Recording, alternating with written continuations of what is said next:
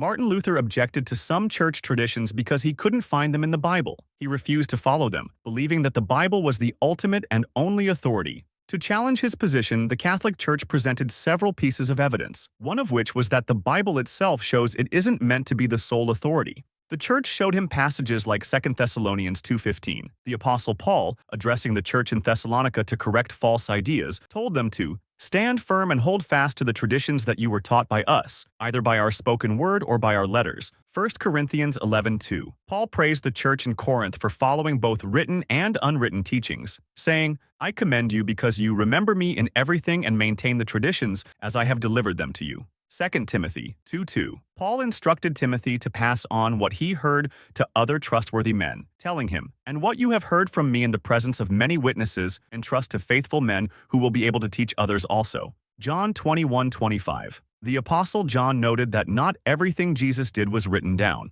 stating, but there are also many other things that Jesus did. If every one of them were written down, I suppose that the world itself could not contain the books that would be written. Despite this, Luther wouldn't back down. Because of this and his other hostile actions, the Pope excommunicated him. Luther then started his own Protestant denomination, but his followers later left to create their own. Now, over 40,000 Protestant denominations have been founded, each with its own interpretation of the Bible. Even today, hundreds of new Protestant denominations are created each year. This widespread confusion and division among lost sheep of Christ all started with Luther's rebellion.